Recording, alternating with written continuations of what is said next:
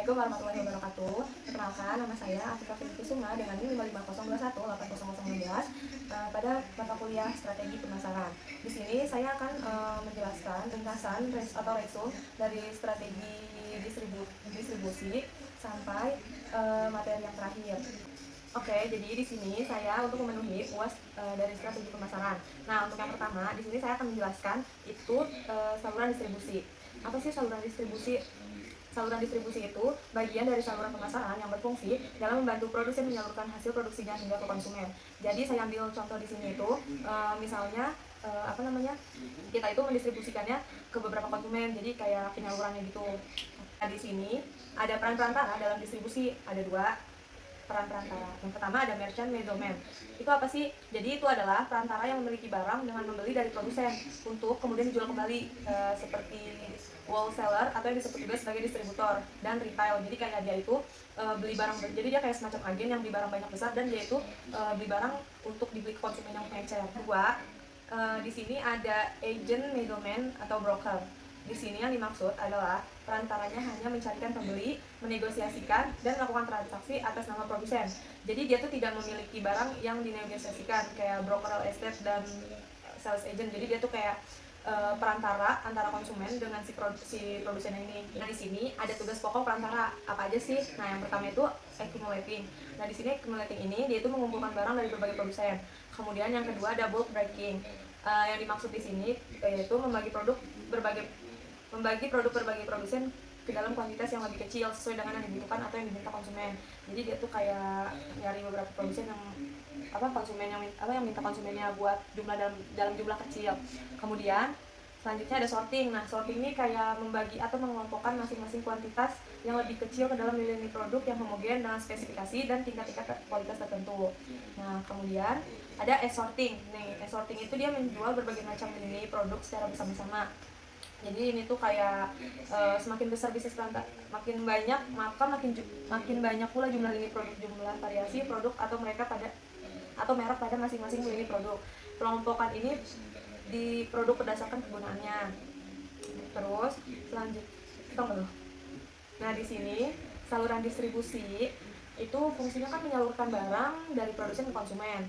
Nah, perusahaan dalam melakukan ini itu harus menentukan saluran distribusinya harus dengan pertimbangan yang baik. Jadi kayak misalkan produk A yang dipunya si perusahaan ini cocok nggak ya kira-kira kalau misalkan di wilayah si B kayak gitu. Misalkan dilihat juga dari lingkungannya seperti itu. Kemudian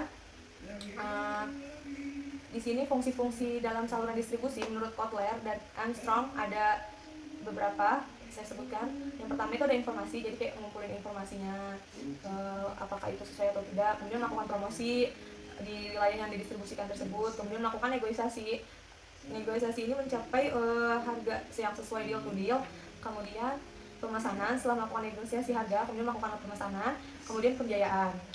Selanjutnya pengambilan resiko. Di sini yang dimaksud itu asumsi resiko yang berhubungan dengan pelaksanaan saluran pemasaran tersebut. Kemudian pemilikan fisik, yang dimaksud ini bahan mentah dari bahan mentah sampai bahan jadi ke pelanggan akhir. Jadi selanjutnya, menurut Saladin tahun 2006 menyebutkan ada tingkatan saluran distribusi. Yang pertama itu dari saluran 0 tingkat. Yang dimaksud saluran 0 tingkat ini perusahaan yang menjual langsung produknya ke pelanggan akhir. Kemudian untuk saluran 1 tingkat itu satu perantara penjual kayak seperti pengecer kayak gitu. Jadi kayak dari produsen ke pengecer baru ke konsumen. Kemudian untuk saluran 2 tingkat ini berisi 2 perantara. Yang pertama ada pedagang besar dan pengecer. Terus saluran 3 tingkat itu berisi 3 perantara. Misalnya dalam pendistribusian mesin tekstil dan spare partnya, pedagang besar menjual pemborong yang akan menjual ke pedagang kecil. Kemudian saluran aneka tingkat yang di sini adalah saluran distribusi ini lebih dari 3 tingkat. Nah, di sini ada strategi cakupan saluran distribusi. Ada 3 alternatif yang dapat dipakai. Yang pertama itu distribusi intensif. Nah, distribusi intensif ini yang dilakukan produsen menjual barangnya secara convenient. Nah, jadi kayak perusahaan berusaha menggunakan penyalur, terutama pada pengecer sebanyak-banyaknya. Kemudian mendekati dan mencapai konsumen. Kemudian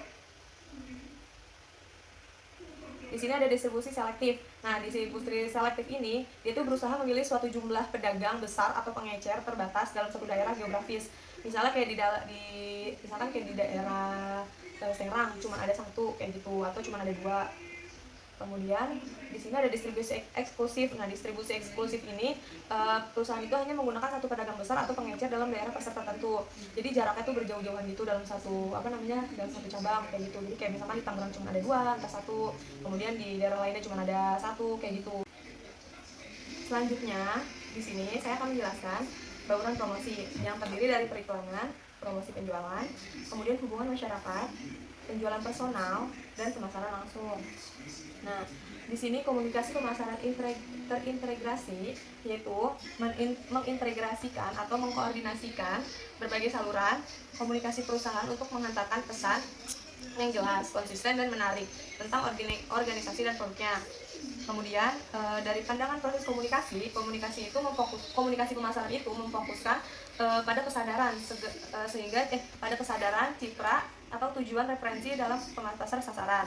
Kemudian proses komunikasi ini harus dimulai dengan memeriksa seluruh penghubung kayak potensial secara perusahaan dan mereknya. Nah, di sini ada langkah-langkah dalam mengembangkan komunikasi yang efektif. Apa aja sih? Ada beberapa. Di sini kita mengidentifikasi konsumen sasaran, yang kemudian menentukan tujuan komunikasi, kemudian merancang pesan yang mau kita sampaikan itu seperti apa isi dalam pesan tersebut, kemudian memilih media untuk mengirimkan pesan, kayak misalkan bisa lewat telepon, lewat sosial media, atau lewat koran, atau secara langsung. Kemudian memilih sumber pesan dan kemudian mengumpulkan umpan balik. Nah, di sini kayak menetapkan keseluruhan anggaran dan bauran promosi. Jadi menetapkan total anggaran promosi kayak kita menetapkan anggaran yang harus keluar tuh berapa kayak gitu untuk biaya promosi. Kemudian membentuk keseluruhan bauran promosi. Jadi kayak dari seluruh bauran promosi kita harus membentuk semaksimal mungkin, sebagus mungkin. Kemudian mengintegrasikan bauran promosi. Nah, selanjutnya komunikasi pemasaran ini memiliki tanggung jawab sosial. Kenapa? Karena dia sangat berpengaruh pada iklan dan promosi penjualan. Karena dengan adanya komunikasi yang baik, pasti akan dengan mudah konsumen itu kayak bisa terbawa gitu sama bisa terfokus sama produk kita ini. Jadi dengan adanya komunikasi pemasaran yang baik, kita itu bisa membuat penjualan kita bisa lebih stabil, atau mungkin dengan kita berkomunikasi dengan baik, konsumen jadi respect itu sama kita kayak gitu. Kemudian di sini untuk materi yang ketiga itu saya akan menjelaskan tentang strategi kemitraan. Nah, kemitraan itu menurut jadi kemitraan itu jadi kayak kerjasama dalam keterkaitan usaha, baik langsung maupun tidak langsung, atas prinsip dasar saling memerlukan, mempercayai, memperkuat, dan menguntungkan, yang melibatkan pelaku usaha mikro, kecil, dan menengah dengan usaha besar. Jadi yang dimaksud ini tuh kayak misalkan saya punya toko sembako atau franchise atau punya merek, jadi saya buka franchise gitu. Jadi UMKM yang ingin mencoba mulai usaha itu bisa bermitra dengan saya seperti itu. Kemudian di sini prinsip-prinsip pembangun kemitraan itu ada beberapa poin. Yang pertama itu kesamaan visi misi. Nah, kesamaan visi misi ini itu dibangun berdasarkan atas visi misi, tujuan organisasi. Ini menjadi motivasi ke para kemitraan tersebut. Nah, kemudian ada yang kedua, ini kepercayaan. Nah, dalam kemitraan ini kita harus saling membangun kepercayaan. Kenapa? Karena adanya rasa paling percaya itu karena kepercayaan ini adalah salah satu poin dalam kemitraan. Kemudian yang ketiga itu kita harus saling menguntungkan. Yang di sini yang dimaksud itu merupakan fondasi yang kuat dalam membangun kemitraan. Kemudian yang keempat ada efisiensi dan efektivitas. Di sini yaitu diharapkan dia mampu meningkatkan efisiensi waktu, biaya, dan tenaga. Jadi kayak saling meminimalisir mungkin. Kemudian yang keenam ada komunikasi dialogis. Nah, yang dimaksudkan itu jadi komunikasi timbal balik dilaksanakan secara dialogis atau kayak saling menghargai satu sama lain kayak gitu. Selanjutnya untuk materi yang keempat di sini saya akan menjelaskan tentang strategi branding. Apa sih strategi branding itu? Yang pertama saya akan menjelaskan poin awalnya dulu, atau yang disebut dengan brand. Jadi brand itu pembeda produk kita, produksi dengan produksi jenis yang diproduksi oleh pembisnis lain. Jadi kayak misalkan ada satu merek air mineral, kan karena adanya brand ini kita bisa membedakan dong, oh ternyata merek A ini dari perusahaan ini, dan merek brand B ini dari perusahaan ini. Kemudian untuk branding sendiri, jadi branding sendiri ini itu jadi kegiatan untuk membuat nama, simbol ataupun identitas untuk membedakan satu produk atau jasa dengan produk jasa lainnya. Jadi kayak dengan adanya branding ini kita tuh melakukan untuk yang beda sendiri gitu dari yang lain, kayak gitu. Kemudian manfaat branding itu, yang pertama itu untuk memberikan identitas produk atau jasa. Yang dimaksud memberikan identitas produk atau jasa ini kayak saya ambil contoh misalkan untuk produk Aqua. Di sini produk Aqua tersendiri ini kan dia kayak memiliki identitas gitu, kayak dia tuh dari merek Aqua, dia dia produksi air mineral, kemudian menyampaikan nilai produk atau jasanya. Nah, dari menyampaikan nilai produk jasanya ini kayak setelah kita minum air Aqua ini kayak kita terasa segar gitu dahaganya, karena airnya langsung dari pegunungan. Kemudian menjalin komunikasi dengan pelanggan. Yang dimaksud menjalin komunikasi dengan pelanggan ini kayak dari jenis Aqua gitu. Kemudian membangun kredibilitas dan persepsi. Nah, membangun kredibilitas dan persepsi ini membangun konsumen itu, kayak misalkan persepsi konsumen, oh kalau misalkan haus langsung disebut kayak Aqua gitu. Kemudian itu mempermudah proses gitu. Selanjutnya persiapan untuk strategi branding itu yang diperjuangkan itu membangun pokok pikiran yang harus kita bangun dalam brand tersebut. Kemudian untuk meyakinkannya, kita harus dipercaya ketika membangun brand sebagai perusahaan berskala internasional. Kemudian untuk target marketnya, menjelaskan apa saja tipe audiens yang akan jadi target market dari brand tersebut secara tidak langsung. Kemudian selanjutnya di sini langkah strategi branding itu menggunakan logo yang sesuai. Jadi kayak misalkan saya ambil contoh produk makanan gitu ya. Saya contoh produk Aqua, mohon maaf. Jadi kan Aqua itu kayak air dari pegunungan, berarti dia kayak menggunakan logo logo bank gitu, atau mungkin seperti Indomaret yang identik dengan warna merah, biru, dan kuning. Kemudian menuliskan dari pesan dari brand tersebut, kayak saya ambil contoh misalkan air mineral, jadi kayak ada manis-manisnya gitu. Itu bahwa kalau minum minum air itu tuh kayak rasa kayak ada manis-manisnya gitu. Kemudian integrasikan brand. Jadi mengintegrasikan ini kayak seperti mengintegrasikan. Kemudian cipta pesan yang sesuai dengan merefleksikan brand. Kemudian selanjutnya saya akan menjelaskan tentang pemasaran dalam persaingan. Nah, dalam pemasaran dalam persaingan ini kita harus menentukan dulu nih pasar sasarannya. Nah, dalam pasar sasarannya ini misalkan jadi kayak target market itu kan kayak kelompok konsumen atau pelanggan yang secara khusus menjadi sasaran pemasaran bagi sebuah perusahaan. Jadi kayak misalkan saya punya produk kecantikan sabun cuci muka yang khusus untuk remaja seperti itu. Jadi target market saya untuk produk sabun cuci muka ini saya targetkan untuk anak-anak sekolah yang masih remaja, kayak anak-anak SMA atau anak-anak SMP seperti itu. Kemudian, dalam menerapkan pasar sasaran ini ada 3 langkah pokok yang harus diperhatikan. Yang pertama itu ada segmentasi pasar, kemudian penempatan pasar sasaran, yang kemudian ada penempatan produk. Nah, untuk segmentasi pasar itu jadi kita mensegmen produk kita ini kayak dari kayak darinya umur, kayak dari umur kayak gitu, kayak misalkan Indomie yang khusus anak-anak kayak gitu, berarti itu kan Indomie junior yang untuk anak kecil. Nah, kemudian setelah kita mensegmentasikan pasar produk kita ini, kemudian menetapkan pasar sasaran. Nah, untuk menetapkan pasar sasaran ini kayak kita ambil contoh karena Indomie yang untuk anak kecil ini dikhususkan untuk anak kecil gitu kan, berarti pasar sasarannya kita ini anak-anak kecil atau ibu-ibu yang punya anak yang masih kecil. Kemudian untuk penempatan produknya ini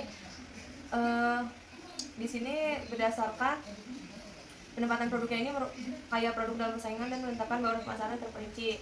Jadi kayak menempatkan produk itu kayak persepsi atau tanggapan konsumen mengenai posisi yang dipegang oleh setiap produk di pasar gitu.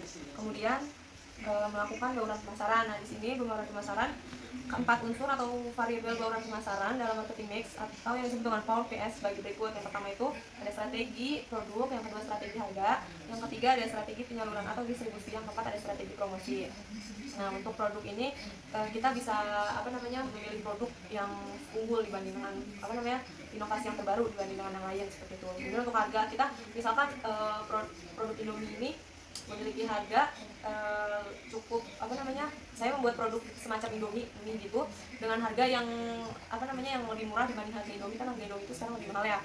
Kemudian saluran distribusinya, nah untuk saluran distribusinya ini misalnya untuk produk yang saya buat ini misalkan di wilayah-wilayah yang terpelosok itu belum ada Indomie gitu, makanya saya kesempatan besar nih saya naruh produk mie saya ini di wilayah tersebut kayak gitu.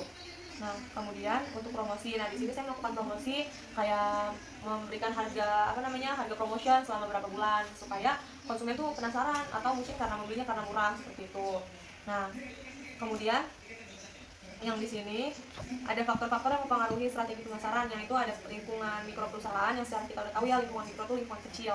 Berarti seperti perusahaan, ada pemasok, kemudian para perantara pemasarannya, kemudian ada para pelanggan, para pesaing, dan para masyarakat umum. Nah, untuk lingkungan makro ini kan dia memiliki yang lebih besar mempengaruhi dalam pelaku bisnis ini. Nah, itu tuh ada lingkungan demografis atau kependudukan, kemudian ada lingkungan ekonomi, kemudian ada lingkungan fisik, lingkungan teknologi, lingkungan sosial dan budaya. Nah, di sini ada 4 tab. Nah, di sini ada beberapa strategi penyerangan yang bisa dilakukan oleh market challenger. Yang pertama ini menetapkan sasaran strategi lawan. Nah, dalam langkah awal yang dilakukan oleh penantang pasar itu menetapkan strategi pasar dan memilih lawan yang dihadapi. Jadi kayak misalkan dia merasa perusahaan itu udah besar gitu ya, udah ternama. Nah, dia ngelihat di pihak pesaing ini aman gitu, misalkan di pasar ini gitu, di pasar yang sedang ramai. Nah, kemudian dia membuat produk yang serupa dan melakukan analisis terlebih dahulu kayak gitu. Kemudian itu memilih strategi penyerangan. Di sini ada 5 serangan strategi. Jadi ada serangan frontal. Jadi ini serangan yang dilakukan seluruh kekuatan yang dimiliki secara tepat berhadapan dengan lawan. Jadi kayak secara terang-terangan itu. Kemudian secara melambung. Nah, untuk melambung ini di sini ada serangan pokok dan serangan modern. Jadi dia konsentrasi itu untuk menyerang kelemahannya. Jadi dia menyerang kelemahan dari si pesaing ini. Kemudian serangan mengepung. Nah, untuk serangan mengepung ini menembus daerah pemasaran lawan, yaitu dengan mengadakan penyerangan secara besar-besaran terhadap seluruh pasar lawan, dan pada saat bersamaan perusahaan penantang memasarkan segala apa saja yang dipasarkan oleh pesaing kayak gitu. Kemudian untuk serangan lintas. Nah, untuk serangan lintas ini dia tuh strategi yang tidak langsung gitu. Jadi dia tuh menjauhkan diri dari gerakan mengarah ke pemasaran pesaing. Nah, pendekatannya itu kayak disertifikasi ke produk-produk yang tidak berkaitan, terus ke pasar geografis yang baru dan menciptakan produk yang lebih baik. Nah, kemudian ada serangan gerilya. Nah, serangan gerilya ini itu dia melakukan serangan ini dilakukan perusahaan yang pada kekurangan modal. Jadi dengan menyerang pada berbagai wilayah lawan dengan serangan kecil yang tiba-tiba dan terputus. Di sini tujuannya itu untuk mengganggu konsentrasi lawan. Serangan dapat dilakukan dengan tindakan memotong harga secara selektif. Jadi kita tiba-tiba memiliki harga yang lebih murah dari hasil lawan ini. Jadi kita menghilangkan konsentrasinya lawan. Kemudian ada selain 5 strategi penyerangan ini, terdapat strategi yang lebih spesifik lagi bagi market challenger, yaitu ada strategi pemotongan harga, kemudian strategi produk yang lebih murah, price rise, pengembangan biakan produk, terus ada strategi inovasi produk, penyempurnaan jasa pelayanan, inovasi distribusi, strategi penekanan biaya, dan strategi promosi yang intensif. Selanjutnya, yang terakhir di sini saya akan menjelaskan strategi pemasaran di era digital. Nah, pemasaran digital yaitu strategi pemasaran untuk mempromosikan sebuah merek dengan menggunakan media digital yang dapat menjangkau konsumen secara tepat, waktu, pribadi, dan relevan. Jadi karena pemasaran digital ini kita memasarkan secara elektrik, kayak misalkan lewat media sosial, terus lewat via televisi kayak gitu. Nah, itu menggunakan media ponsel atau komputer dan lain sebagainya. Kemudian langkah untuk pemasaran digital ini ada awareness, interest, kemudian design atau action. Nah, awareness ini dalam ranah digital yaitu pemasaran membangun kesadaran konsumen dengan memasang iklan terlebih dahulu di media online. Jadi iklan yang bikin kita tertarik di media online itu bisa membawa kita membangun kesadaran konsumen kayak gitu. Jadi Nah, kemudian untuk ketertarikan, ketertarikan sendiri setelah membangun kesadaran pada konsumen, sistem offline konsumen langsung mencari informasi di pasar. Nah, untuk sistem online-nya, konsumen mencari tahu nih tentang produk ini melalui mesin pencari seperti Google, Yahoo, dan jaring sosial lainnya. Nah, kemudian untuk desire keinginan, nah dari sini timbul kan keinginan si konsumen untuk mencoba produk karena penasaran gitu kan dengan produk tersebut. Nah, untuk action di sini tahap akhir, jadi di sini dari pihak konsumen ini mau beli apa enggak kayak gitu. Kayak misalkan kita ngasih tahu manfaatnya. Nah, di sini kayak rasa nih si konsumen ini cocok nih kayaknya sama produk kulit saya gitu. Misalkan saya mencontohkan untuk produk kosmetik kayak gitu. Kemudian di sini kemudian selanjutnya tipe-tipe pemasaran digital. Jadi ada melalui email, kemudian melalui sender score yang di sini itu berupa layanan gratis kayak memberi rating seperti itulah, pokoknya seperti memberi rating kayak ngasih rating, cuman kita nggak perlu ini ya, perlu ngomong biaya. Kemudian pemasaran tanpa internet seperti SMS atau iklan banner, kita kan tuh nggak usah pakai internet. Nah, kemudian untuk strategi pemasaran digital ini berdasarkan dari cara pengirimannya itu tarik dan dorong. Maksudnya gimana? Jadi untuk tarik ini pemasaran digital ini melibatkan konsumen untuk mencari, melihat, dan mengambil informasi secara langsung melalui situs atau mesin pencari. Jadi konsumen ini kayak kepo gitu sama produk si perusahaan A ini, kayak dia apa sih ini fungsinya gitu, dia nyari-nyari di Google kayak gitu kan. Nah, kemudian untuk kelebihannya di sini tidak memerlukan teknologi yang canggih untuk mengirimkan konten, hanya memerlukan untuk menyimpan dan menampilkannya saja. Kemudian untuk kekurangannya bersifat pasif karena mengandalkan mesin pencari, jadi kayak nggak ini banget gitu kan, nggak apa namanya, karena dia pasif jadi nggak mengukur hasilnya itu sesuai gitu kan, karena dia melihat rekomendasi dari yang ada yang cocok, ada yang cocok seperti itu. Nah, untuk dorong ini yang dimaksudkan itu memberikan informasi kepada konsumen dengan melihat atau menerima iklan digital secara aktif. Yang di sini informasi dapat datang dalam bentuk email, panggilan ponsel, SMS atau pesan teks, MMS, LSS atau format feed web yang mendistribusikan berita dan informasi. Kelebihannya di sini memilih sasaran konsumen secara khusus. Untuk kekurangannya pesan dapat dicegah oleh konsumen, jadi konsumen ini bisa mau kita acung atau enggak itu terserah konsumen.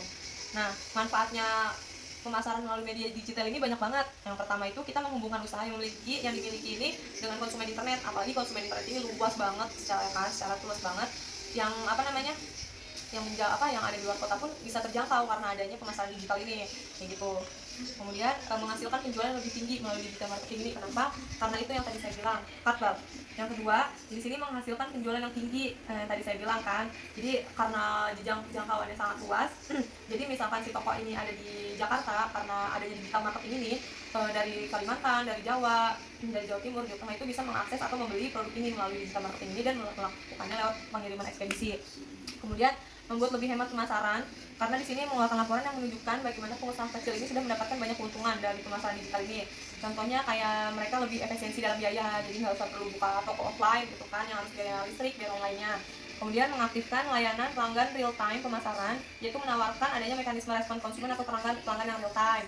Jadi kayak responsif gitu ketika konsumen nanya, ini misalkan ada nggak restock produk ini kayak gitu. Kemudian menjangkau pengguna mobile atau smartphone. Di sini kita memasuki area pasar raksasa di mana kegiatan pemasaran digital ini melalui perangkat mobile yang menghasilkan 34% dari keseluruhan trafik organik. Menurut e-marketer, teknologi mobile juga mempengaruhi perilaku pembelian konsumen tersebut. Jadi menunjukkan bahwa 91% orang dewasa di Amerika selalu menggunakan perangkat mobile pada mereka gitu. Jadi kayak aktif banget lah orang-orang ini zaman sekarang menggunakan handphone gitu kan. Nah, kemudian dari e-marketing ini banyak dari marketing ini jadi kayak mengembangkan, mendistribusikan, mempromosikan, dan menetapkan harga barang dan jasa pada pasar sasaran melalui internet, kayak semuanya melalui internet kayak gitu. Kemudian untuk media sosial banyak kan, ada kita bisa jualan by Instagram, Twitter, Facebook seperti itu.